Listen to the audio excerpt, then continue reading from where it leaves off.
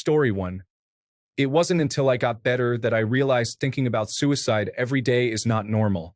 I thought it was fine because I wasn't serious about it and I wasn't planning on it. I didn't want to. I was simply aware that it was an option. For example, I would be in class and my professor would tell us about our assignment. I would think, yeah, I can do that or I can end my life. Then I would go ahead and complete the assignment. Experiences like that happened every day, showing me that I was not okay. Story 2. I used to think it was normal to rehearse arguments in my head with people who hadn't actually done anything wrong, just in case they ever did. I would win every fight too. It turns out that this wasn't just being prepared. It was anxiety, unresolved anger, and a touch of hypervigilance. Story 3. Apparently, I experienced maladaptive daydreaming frequently. I often wished that I were sick or had an accident so that people would care about me. This longing for attention was more prominent in my younger years, but I still find myself feeling this way at times. Story 4. Being out with friends or others and suddenly feeling like a switch goes off, needing to leave desperately. Story 5. Fearing everyday tasks to the point of paralysis was exhausting. I thought everyone cried when they drove on the freeway or before starting a new job. Luckily, I have overcome this now, but it was a difficult 25 years. Story 6. Suicidal thoughts. I used to think everyone has them until I met many people who don't. Intense emotions and reactions. It seems most people do not stay in bed for 2 days after receiving a 90 instead of a 100 on an exam or after any minor inconvenience. Story 7.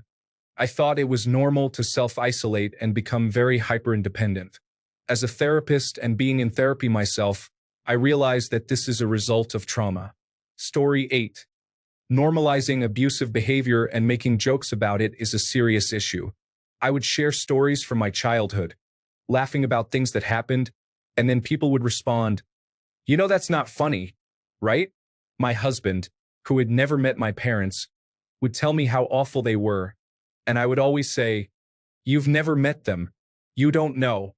Then one day, I realized that everything he knew about my parents came from me. I had normalized it for so long. Story 9. Some people can easily decide to go to sleep and have a morning routine that they do not have to force themselves to follow. They simply wake up and go through their routine on autopilot. That must be nice. Story 10. I used to think I threw up every morning because I had a drinking problem. Then I quit drinking and realized I experienced severe panic attacks when I wake up and think about my day. Drinking obviously doesn't help, but it did help me understand the issue. Story 11. Once, my boyfriend, now my husband, and I were discussing abortion. I mentioned that if given the option, some people might prefer not to be born rather than live. He looked at me and said, "I don't feel that way, and I don't really know anyone else who does. I'm glad to be alive." That was when I realized most people don't think about death or romanticize not being alive or never having been born. It was just my depression. I also recently discovered that not everyone experiences intrusive thoughts. Story 12. I used to think that being tired all the time was due to laziness. My parents would frequently call me lazy, so I believed it was true. I would come home from work exhausted, attributing it to my perceived laziness. Additionally, my poor memory made me think I was simply not smart. However, I discovered that when I was prescribed medication for mental health, it became clear that I overthink and stress about everything to such an extent that I exhaust and overwhelm myself. As a result, I feel drained both mentally and physically all the time. My ability to remember things has also been affected. My memory is still poor due to the medication, but it's a different kind of poor now. Story 13. I thought it was normal for life to be incredibly hard, that everyone has to push through and be tough on themselves. I believed everyone felt this constant, overwhelming pressure that makes you go numb after a while. That was before I was diagnosed with attention deficit hyperactivity disorder and autism at the age of 49. It suddenly made sense, and I understood why I find it so hard to do certain things, to say certain things, and to act in specific ways. Story 14. This comment section highlights why mental health awareness and reducing stigma are important. Many people face challenges related to mental health at some point in their lives. Some individuals may struggle with lifelong illnesses, but we should all strive to understand and show compassion, rather than judge, demean, or dismiss. Story 15. Apparently, most people do not have a mental barrier that randomly appears and prevents them from getting off the couch to feed themselves or from leaving their bed to use the bathroom. People do not understand how much of a privilege it is to be able to do things on demand. Story 16. I was perpetually anxious as a child, not your usual nervousness over school or similar concerns. I constantly worried, fretted, felt sick with anxiety, and thought the worst about everything. I recently found out about generalized anxiety disorder, which can present in childhood. All of it makes sense now. Story 17. Stimming, maladaptive daydreaming, talking to myself and scripting conversations, along with lacking emotional regulation, excessive sleeping, and overeating. I was unaware that I had attention deficit hyperactivity disorder and post-traumatic stress disorder, which triggered other issues such as depression and anxiety. Story 18. It is a challenging situation because it represents a maladaptive response in a normal world. However, when difficulties arise, it can actually be a valuable survival skill, though it may take a toll on relationships during normal times. Having a high threshold for pain, uncomfortable situations, and not realizing how severe circumstances are until well after the fact can lead to the ability to compartmentalize various distressing events in order to continue functioning as usual for as long as possible. Resilience is a common trait among survivors of complex post-traumatic stress disorder. However, it is important to note that it often comes with relationship-damaging qualities, additional health issues, and an increased likelihood of a shorter lifespan due to the nervous system's constant high alert state, which can be compared to a typical person's emergency response. Finding the right therapy and resources is crucial. Story 19. Music plays in my head continuously, usually a snippet looping repeatedly without ever stopping. I wake up in the middle of the night, and the music starts immediately, sometimes carrying over from my dreams. It turns out that this is a symptom of obsessive-compulsive disorder. Story 20. I am having a difficult time socially with people, especially those with whom I do not feel comfortable.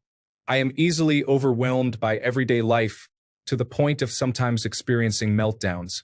Story 21. Intense introspection and melancholy. I believed I was an insightful philosopher with a unique perspective, but I later realized I was experiencing early-onset clinical depression. Story 22. Caring deeply about other people's well-being, often neglecting my own, I thought it was simply my generosity. I never realized it was anxiety, pushing me to avoid conflicts to escape the sheer panic I felt whenever someone got upset or raised their voice nearby. Story 23. I talk to myself, create scenarios in my head, and act them out. My husband has caught me smiling randomly and shaking my head at some foolish thought I have been saying to myself during these mental exercises many times. Story 24. I discovered something recently. Not everyone is concerned that someone is listening to them at any given moment. I am not paranoid about listening devices concealed in my home, but I do worry about the sounds I make and how people may judge me for them. For example, I live in the basement of a duplex, and when I accidentally slam a door, I always say, "Oops," loudly, just in case they think I am slamming the door out of anger. I doubt they even notice. I constantly worry about them judging me for my television preferences when they are downstairs doing laundry. Story 25. I have multiple voices in my head telling me different things. I recently learned that not everyone has an internal voice. I have several. Story 26. Not everyone has an inner critic that constantly critiques their actions. It can feel like a non-stop monologue about personal shortcomings, leading to harmful thoughts over the smallest issues. Obsessive-compulsive disorder can be very challenging. Story 27. Having an appointment in the afternoon limits what I can do until then, so I need to ensure I won't forget. Story 28. Adding to a conversation with something relatable but also tangential can be challenging. For example, discussing video games may lead to memories of how little time I had for homework, which could segue into job hunting, followed by my first job experience of managing boxes, and even a time when I almost drowned in a swimming pool, all the way to experiences with middle school bullies. These connections I make in my mind are easy for me to follow. However, others may not share this way of thinking, and I have been told to let others take control of the conversation. Story 29. Staying indoors and consuming media made me realize how much time I wasted in my early 20s watching unproductive content. This realization hit me even harder after I started working, as I noticed that my only activity in my free time was staring at a screen once again. Story 30. Everything. Inattentive attention deficit hyperactivity disorder with his good friend depression. Sometimes they bring along autism. We're not completely sure if that last condition is real or not. It could just be some of the attention deficit hyperactivity disorder.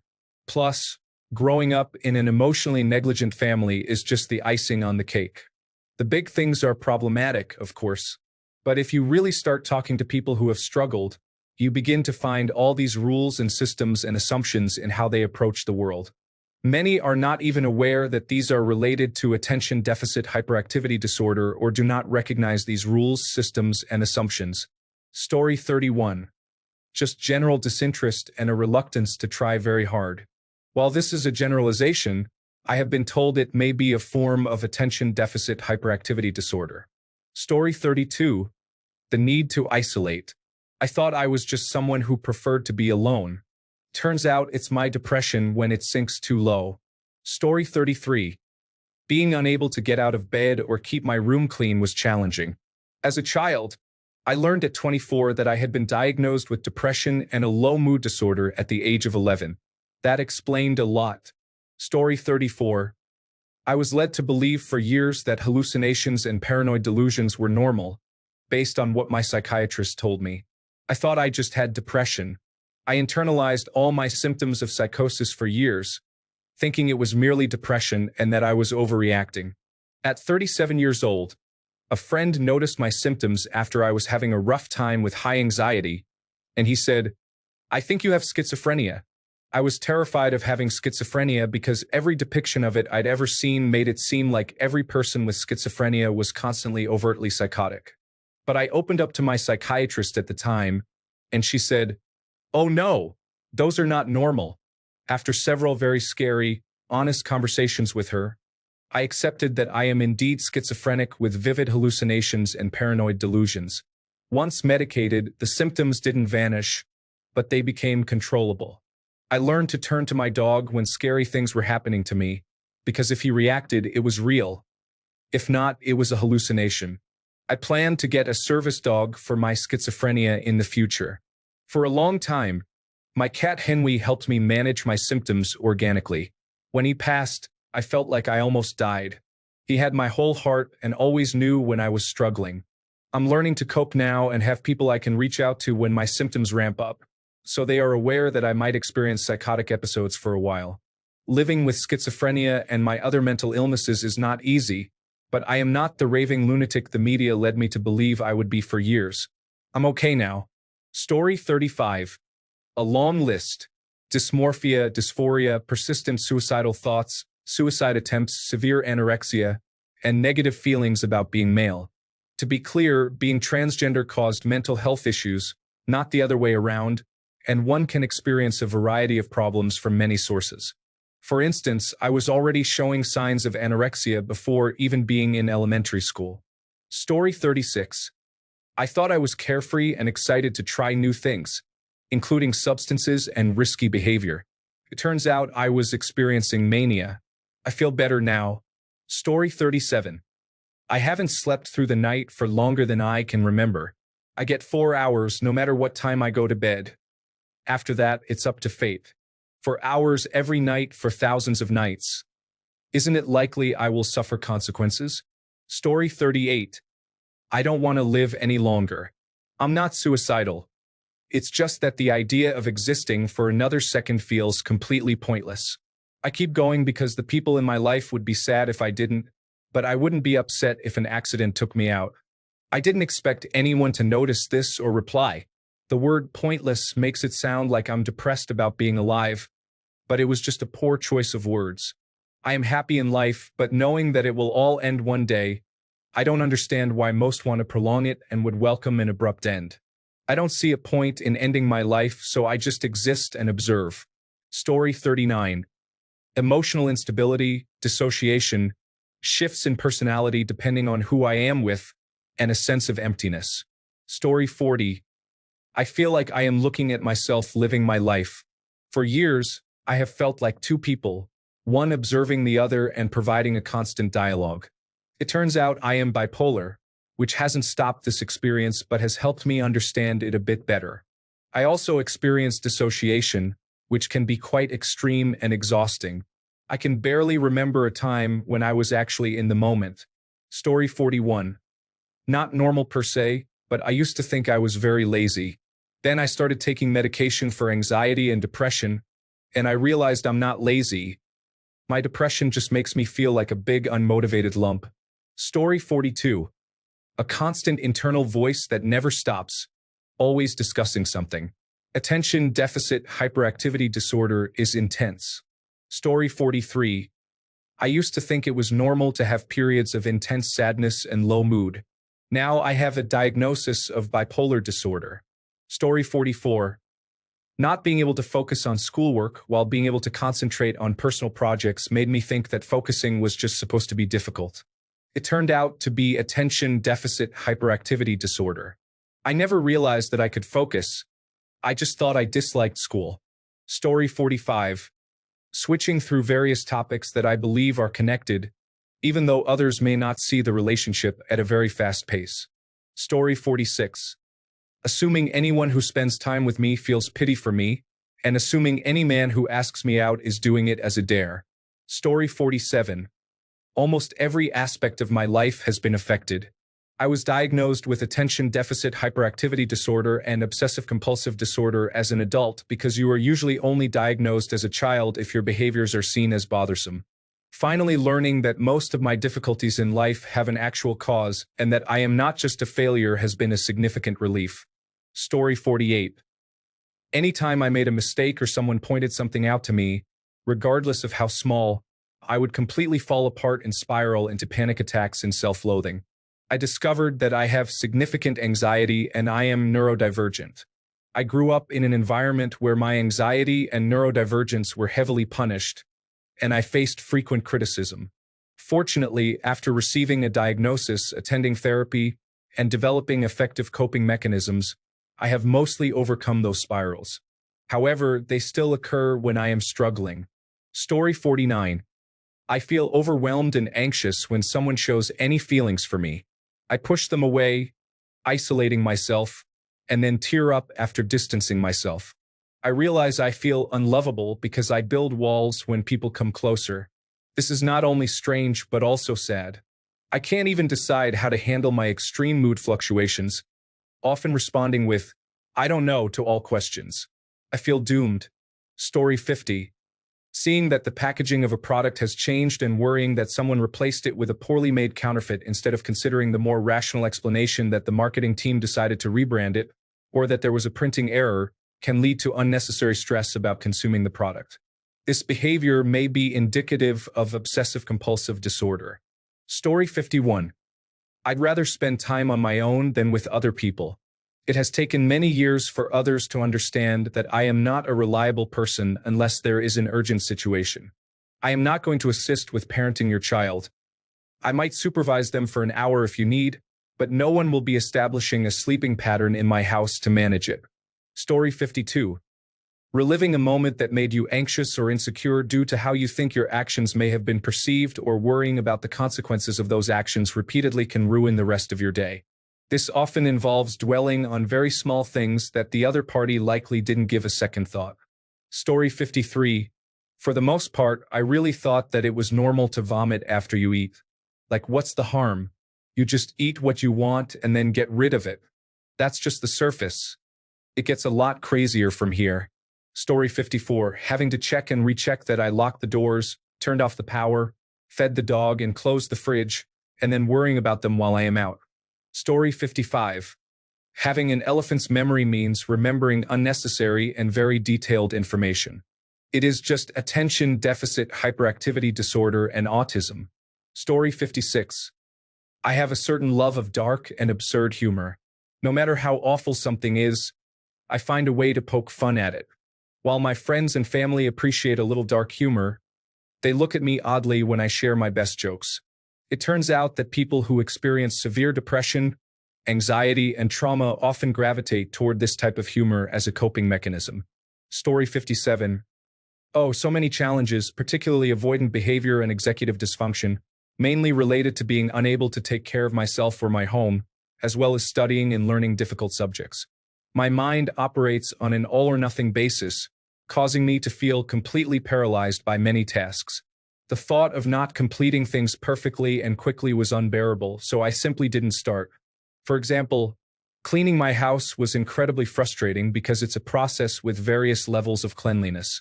I used to live like a hoarder with trash and clutter everywhere, and then once a year, I would experience a manic episode during which I would clean everything obsessively without taking a break. This led my family and me to believe I was lazy and unable to care about responsibilities. I wish I had known from the beginning that this was a symptom of how my brain functions and that it was possible to address these challenges, as I am doing now. I'm not completely cured, but I am doing much better. Story 58. Another thing to consider is extreme people-pleasing. I believed I was the kindest person, the best human being in the world, without feelings of anger or hate towards others, always inclined to help while neglecting my own needs. It turns out it was people-pleasing all along, in a very manipulative and controlling manner. For example, I would do anything for you to ensure that you love me and never treat me badly. I controlled how you felt about me through favors, making it impossible for you to have issues with me, much like a transaction. It was an epiphany I had in therapy, and it changed my life. Story 59. I constantly feel anxious, literally every waking hour. I inherited this from my dad, a single parent and my only example at the time. Now, I'm on a non-narcotic anxiety medication and I'm experiencing what a normal life is like. It's very nice indeed. Story 60. I discovered that my tendency to be easily startled was related to post-traumatic stress disorder. There were other more obvious signs as well, but I had assumed it was just a natural quirk of mine. Story 61. The constant feeling of being unwanted and overthinking whether or not they actually like me or if it's just pity, rapid emotions changing almost every minute, and intense fear of abandonment. Story 62. Not a mental illness, but food for thought. Not everyone can visualize objects in their mind, and not everyone has an internal dialogue or inner voice in their head. Story 63. I'm not sure of specifics, but it isn't normal for me to have huge gaps in my memory lasting until recently, like multiple years gone. Sometimes feel that when I'm crying, it's not me crying after some time. Say things that don't feel like me saying them. Be emotionally numb day to day, aside from spikes of happiness when something good happens and sadness when something bad happens, sometimes at night. Not be able to tell what emotion I'm feeling. Be called too sensitive for worrying about things, yet have a parent who does the same. Struggle to talk about my feelings with my parents for fear of being called too sensitive again. Overthink things I've said or done, even from several years ago, to the point where I stay up several hours after going to bed or even all night. Feel more comfortable sharing my issues online than with my own family. Be too scared to confront people about their bad behavior, worrying that the fallout would be too much, so I often don't bring it up. Distance myself slowly or immediately instead of telling someone what they did wrong. Thankfully, I recently managed to tell an online acquaintance that they were making me uncomfortable before I blocked them. Focus hard on completing certain tasks while procrastinating on others. Not be able to wear certain clothes because they are itchy. Cover my ears whenever an unexpected loud noise occurs, even if it isn't very loud. Repress aspects of myself to avoid upsetting others. Experience trouble sleeping yet still sleep a lot. Be considered a very emotional child, then develop into a somewhat emotionally numb teenager and adult. Misinterpret text tones completely, assuming that others hate me. Feel incredibly overwhelmed by social interactions after an extended period, to the point where I stopped talking to people for a while. Story 64. I am fully aware of social cues and can read the room well. However, sometimes I choose not to participate and prefer to do my own thing. Apparently, that is considered antisocial. Story 65. I was feeling that my emotions were so intense that I wanted to die, and I practiced expressions and conversations in the mirror, so I could appear more engaged in conversations and fit in better. After 19 years, I am so happy to have received both diagnoses from qualified professionals, and now I can pursue specific treatment, including therapy and medication. It was truly life-changing to realize that I wasn't just unusual and that there was a reason for my experiences. Story 66. Hypervigilance. I thought I was just the responsible friend, the mom friend, who was aware of the situation and checking in on everyone at parties. I have generalized anxiety. Story 67. Getting increasingly angry causes my hands to shake, my ears to turn red, and my head to ache. I can't stop when I get mad. I just keep getting angrier, even over small things. Could be someone's presence, talking, or even breathing, anything that is moving. Everything in my mind keeps repeating one question. Why? Why? Why? Why? Why? Why? Why? I don't know. Story 68. Getting angry easily, my family is fiery. I thought it was normal.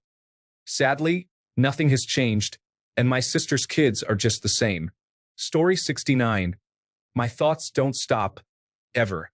If I try to focus on something, they get louder until I can't do anything. Story 70. I don't know if I would call them mental illnesses, but they are not neurotypical aphantasia, which is the lack of a mind's eye, and an endophasia, which is the lack of an inner monologue. I always thought people were being metaphorical when they talked about picturing something in their mind or having an internal voice. From an outside view, it feels like discovering that it is considered normal to frequently hallucinate images and voices. Story 71. Not having childhood memories, or really not having very many memories at all. Until recently, I thought movies and television exaggerated characters' memories as a storytelling device. Story 72. I always thought I was clumsy, but my therapist said it was a side effect of untreated post-traumatic stress disorder. Story 73. Constantly worrying about what others think or believing that they are talking about me in secret. Story 74. Not being able to respond or hold a conversation with anyone I meet for the first time makes my body shut down. Story 75. Pushing people away because you believe their lives will be better without you and your problems. Living with guilt even when you have done nothing wrong, you reflect on your past actions and feel overwhelming remorse. Struggling to forgive yourself. Lastly, feeling unworthy of love. Story 76. Not being able to filter or focus on sounds in public spaces has made me think everyone struggles to concentrate on conversations. However, it turns out I have inattentive attention deficit hyperactivity disorder. Thanks a bunch for sticking around till the end of the video. Remember to subscribe, and until next time, stay awesome and goodbye.